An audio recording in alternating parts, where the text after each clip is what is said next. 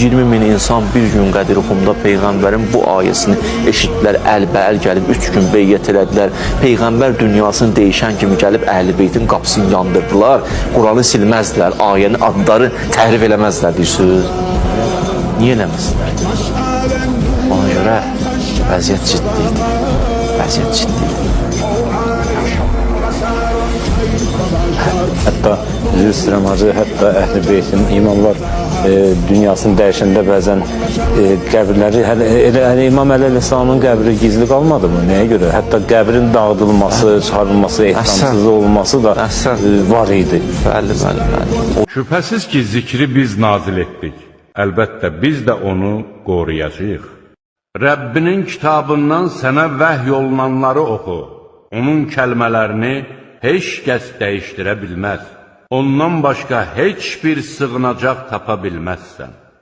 Nə önündən, nə də arxasından batil ona girişə bilməz.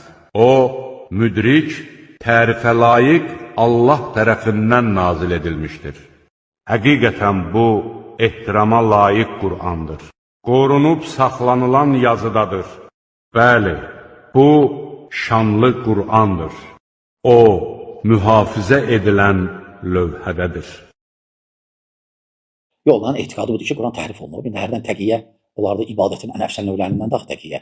Ona görə belə kütləyə, ümumi kütləyə, məsələn, deyə bilərlər, yox, Quran təhrif olmuyor. Necə, o barədə kitablar var, ayrıca müstəqil şəkildə yazılıb ki, Quran təhrifli isbatı, Fasl-ı Xitab, məşhur kitabdır onlarda. Quran təhrif olmağı barədə. Çünki onlar deyir ki, Əlinin adı var idi, Əlinin düşmənlərinin adı var idi. Gör ki, Əbu Bəkir çıxartdı, Ömər çıxartdı, Osman çıxartdı, daha da töklər yanı. Elhamdülillah ki, Əli 4-cü oldu. Əli 1-ci olsaydı xəlifə, rahat deyərdilər. Çətin olardı biraz başı salmaq olardı. Onda sual çıxır. Onda Əli neynədi? Əli hansı Quran oxuyurdu xilafət vaxtı? Sual. Yaxşı, Əbu Bəkir dağıtdı, Ömər dağıtdı, Osman dağıtdı. Əli neynədi? Əli düzəllərdi də. Əli onda onlardan zəifdir ki. Onlar belə baxanda Əlini qorxaq və zəif göstərirlər. Ki, gəldi, Ömər tutdu Fatiməni, vurdu, nə bilim nə, yandırdı. Onlar belə, Əli haradaydı, Əli oturub qıraqda tamaşa edirdi. Yəni, əslində, onlar Əlini alçaldılar. Yaxşı, Əbu Bakır tərif elədi, Ömər tərif elədi, Osman. Əli 4-cü oldu da, düzəldərdi də. Düzəldərdi.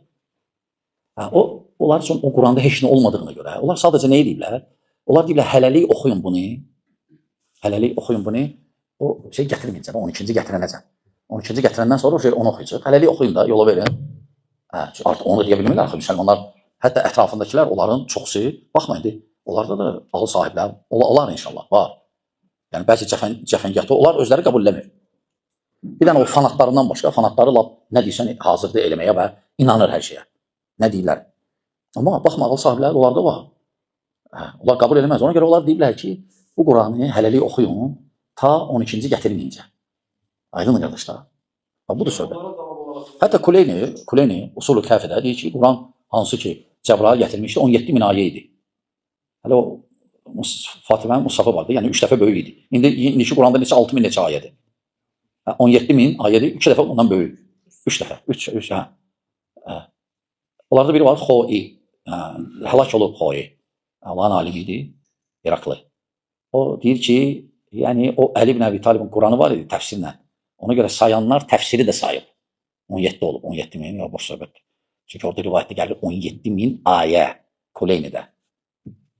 Bizim alimlərimizdən kimlər ki deyiblər, Qurandan bəzi ayələr sahabələr tərəfindən çıxarılıb, məsələn, Şeyx Mufid və ya Şeyx Kuleyni, yaxud Əl-Hədaiq əsərinin müəllifi Yusif Bəhrani və ya Feyz Əl-Kaşani kimi çox saylı alimlərimiz ki, bunu, yəni Quranın təhrif olunduğunu etiraf ediblər.